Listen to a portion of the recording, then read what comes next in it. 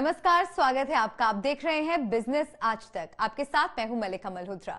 Business आज तक में कारोबार जगत की हर छोटी बड़ी खबर से हम आपको रूबरू कराएंगे। बुलेटिन की शुरुआत करते हैं टॉप 10 न्यूज से।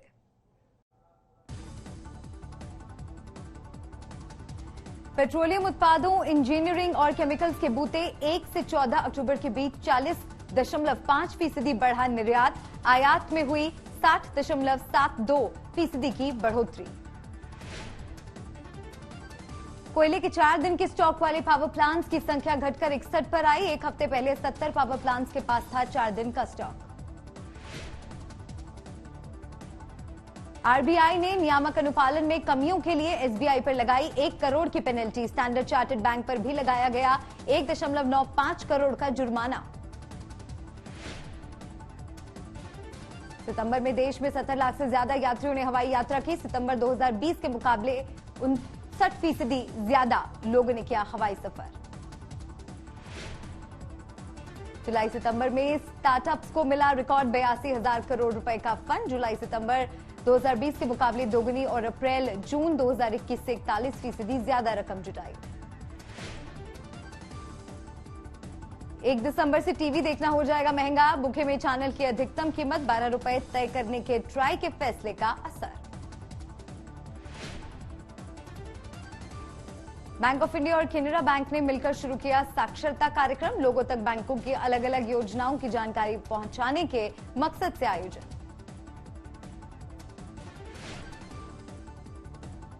पॉलिसी बाजार की पेरेंट कंपनी पीबी फिनटेक को सेबी से मिली आईपीओ की मंजूरी। आईपीओ के जरिए बाजार से 6,000 करोड़ जुटा सकती है पॉलिसी बाजार। सस्ते होम लोन ने पहली तिमाही के मुकाबले घरों की बिक्री 3 गुना बढ़ाई। proptiger.com के मुताबिक जुलाई से सितंबर 2020 से भी 50% ज्यादा रही घरों की बिक्री।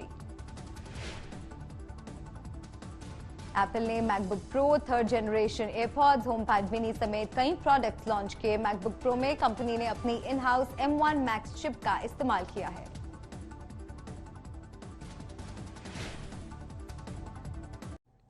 त्योहारी सीजन ने देश की अर्थव्यवस्था को जोश से भर दिया है। प्री कोविड स्तर को पहले ही काफी पीछे छोड़ चुकी आर्थिक रिकवरी की रफ्तार अब नई ऊंचाई पर पहुंच गई है। त्योहारों के शानदार आगाज के बाद उम्मीद है कि दिवाली तक कोरोना काल में हुए नुकसान की काफी हद तक भरपाई हो जाएगी।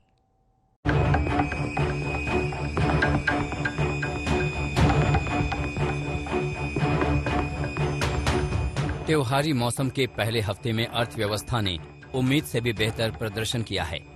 तमाम रिपोर्ट और एक्सपर्ट्स भरोसा जता रहे थे कि इस बार के फेस्टिव सीजन में इकोनॉमी जोरदार छलांग लगा सकती है। इसी भरोसे पर खरा उतरते हुए नोमुरा का बिजनेस रिडेम्पशन इंडेक्स यानी NIBRI 105 से बढ़कर 108.8 के ऑल टाइम हाई पर पहुंच गया। आर्थिक गतिविधियों को मापने के लिए जिन इंडेक्स का NIBRI सहारा लेता है उनमें शामिल Apple driving index 14.1 percentage points, Google का work place index 2.7 percentage points और गूगल का ही retail and recreation index 3.1 percentage points बढ़ा है। जानकारों का मानना है कि ये तो अर्थव्यवस्था में आई तेजी का महज एक ट्रेलर है। इसके असली आंकड़े तो दिवाली के आसपास नजर आएंगे, जब इकोनॉमी सबसे तेज गति से दौड़ती नजर आएगी। नोरा इंडिया बिजनेस रिकवरी इंडेक्स भी ऑल टाइम हाई चल रहा है, which is a good sign for India और Indian economy because it reflects that our GDP is growing and it reflects that the mobility has increased in the market. People have adapted to the new normal. It also reflects the labor participation. But the worrying sign is that because of increased power demand, कहीं पर कोयले की कमी है, कहीं पर power की कमी है, कहीं पर रॉ मटेरियल की कमी है। अगर कोई एक्सपोर्ट वाले यूनिट हैं उनके लिए तो सबसे दिक्कत है कि वहां पर कंटेनर ही नहीं मिल पा रहे हैं।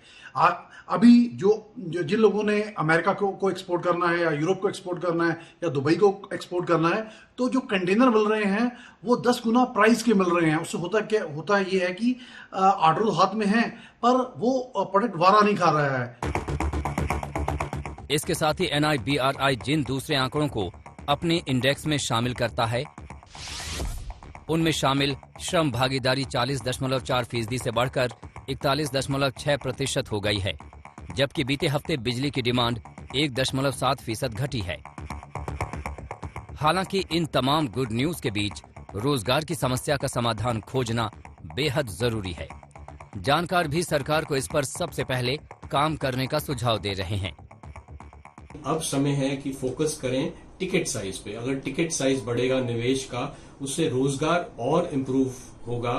तो फोकस करना है ग्राउंड लेवल इम्प्लीमेंटेशन पर भी, स्टेट लेवल पर भी। अगर हम फोकस करें तो पिछले कुछ वर्षों में स्टेट लेवल पर भी कई एक्टिविटीज हुई थी जिससे रोजगार बढ़ा था, रोजगार मेले लगे थे, निवेश मेले लगे थे। उन सबको वापस लाने की जरूरत है। जहां तक भारतीय इकोनॉमी का सवाल है, हमारे फंडामेंटल बहुत मजबूत है और इसी वजह से इकोनॉमी में तेज रिकवरी दिख रही है। लेकिन कोविड की वजह से जो इंडस्ट्री पर नुकसान पहुंचा है, हम उसमें उबरने की कोशिश कर रहे हैं।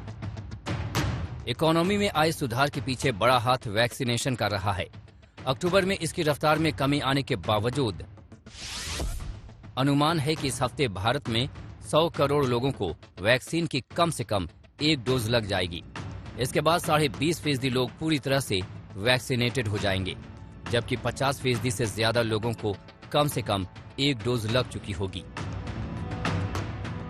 यानी अगर चंद समस्याओं से पार पाने में इकोनॉमी कामयाब रही तो फिर तेजी का ये आलम नए रिकॉर्ड बना सकता है। आदित्य के राणा, आज तक। और इसी के साथ बिजनेस आज तक में आज के लिए बस इतना ही। अब बने रहिए हमारे साथ।